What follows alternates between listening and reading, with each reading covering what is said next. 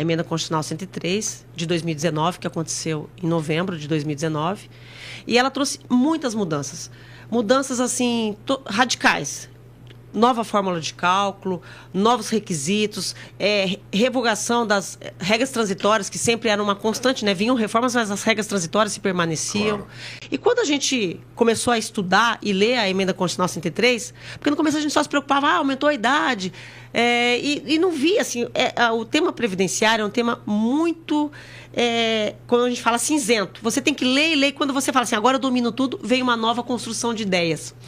E quando a gente foi estudando a Emenda Constitucional 103, nós identificamos que, primeiro, a previsibilidade que a Emenda Constitucional 103 trouxe, que foi, em caso de déficit, seria possível tributar os aposentados e pensionistas acima do salário mínimo.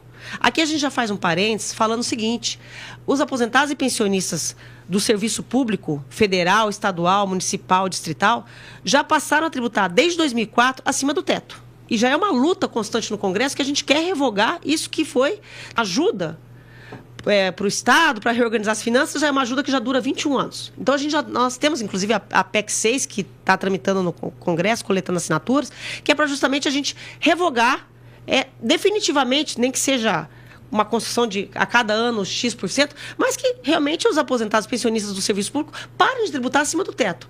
Mas essa maldade se tornou pior quando veio a reforma da Previdência e falou o seguinte: em caso de déficit, será permitido tributar acima do salário mínimo.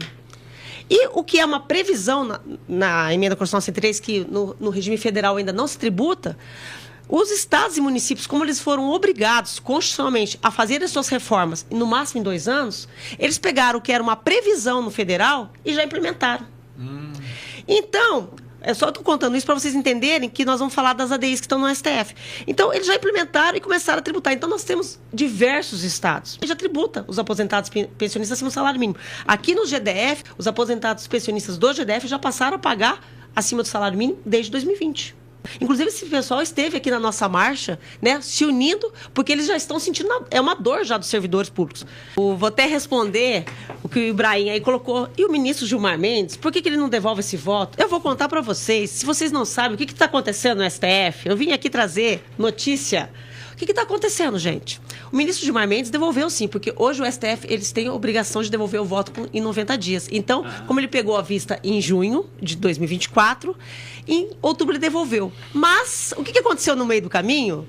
O ministro Gilmar Mendes tirou vista, né? Que nós precisamos falar o seguinte: as ADIs que nós estamos, da regra de cálculo da mulher, que está errada, pela isonomia, para igualar com as mulheres do regime geral, e o confisco dos aposentados pensionistas já está 7-3. Ou seja, se a gente olhar, o pessoal acha que está comemorando, né? Fala assim, só o voto do Gilmar Mendes, ou seja, vai ser 7-4 ou vai ser 8-3. Então, quer dizer, não temos que preocupar. Aí que vocês se enganam. Por que o servidor público tem que entrar em ação? E eu falo os servidores públicos estaduais, municipais e distritais, principalmente. Porque essa ADI, que é federal, mas os governadores e prefeitos descobriram. E desde julho do ano passado, os governadores montaram uma equipe. Juntou agora, recentemente, uma equipe muito forte, o prefeito de São Paulo. E eles estão, desde julho do ano passado, visitando todos os ministros do STF. Para quê? Para quê? Para mudar o voto. Mudar o voto. Para mudar o voto. Quer dizer, outro golpe, né? Locação de ouvido. Outro golpe. Outro golpe em cima da gente. Porque vocês não estranham. Por quê? Se é só para ler o voto do Gilmar Mendes, que já está entregue desde o dia 23 de outubro, ele cumpriu o prazo regimental.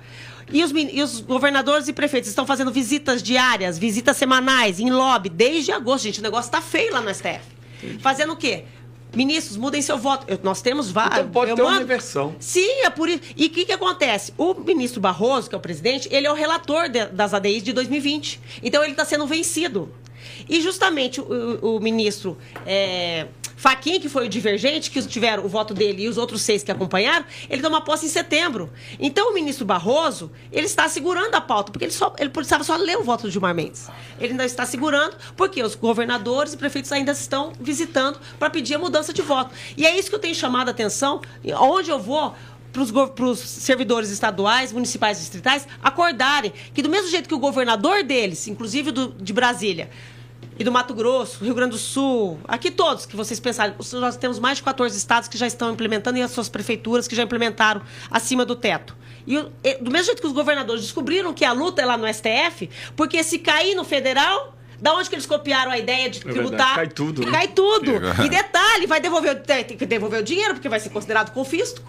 Então, o que acontece? Eles vão ter que devolver dinheiro. Então, eles estão desesperados. Então, gente, eu tenho falado isso. Parem de brigar, não é na Câmara Legislativa, porque aí vocês vão ter que arrumar um deputado distrital, estadual, para fazer uma PEC, tramitar, tal. Gente, vamos unir força agora? Faltam 4 meses pro ministro Fachin tomar posse. Faltam 4 meses. Se a gente conseguir, ministro do STF, continue com justiça, continue pela legalidade, não mudem seus votos e estarem na rua, se os ministros sentirem que nós todos do Brasil estamos unidos nessa luta, o que vai acontecer daqui a 4 meses? O Fachin toma posse.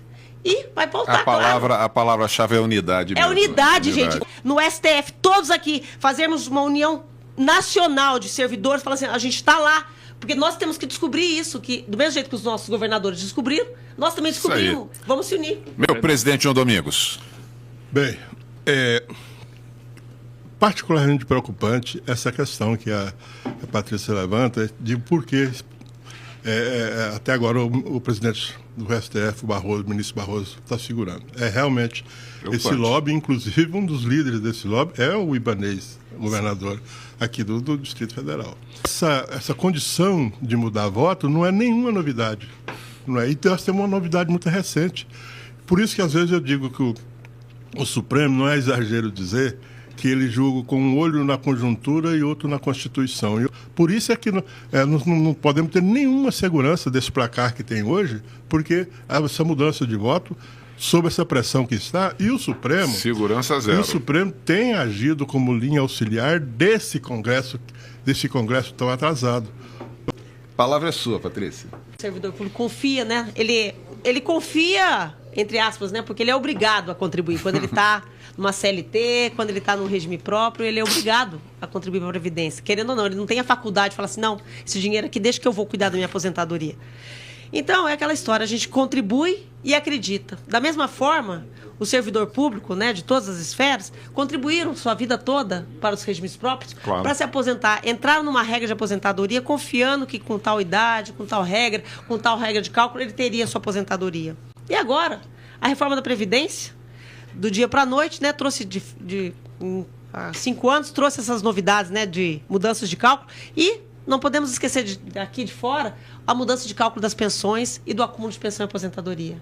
Então, cadê o meu dinheiro que eu contribuí para ter minha pensão? Cadê o dinheiro que eu confiei? Imagina uma pessoa que ganha 10 mil reais, vai se aposentar por 10 mil reais, e vou dizer, gente, se o servidor contribui por 10 mil reais, ele paga sobre isso. Então, cadê esse dinheiro da minha aposentadoria que eu ia lá ficar com até o teto 100% e acima do teto 70%? Do dia para a noite, uma pessoa que estava na boca de se aposentar, está sabendo que não preparou financeiramente, ele tem uma aposentadoria de 10%, acabou de aposentar e não construiu. Ele confiou que a aposentadoria, a pensão dele, se ele fosse, a família ia ter uns 8 mil e pouco. Agora, do dia para a noite, a família descobre que vai ter 6 mil.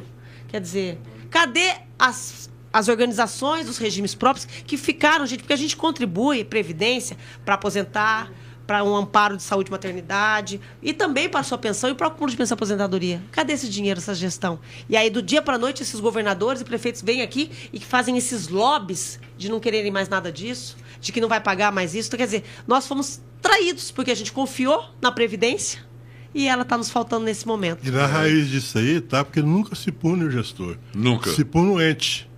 E não se alcança o gestor.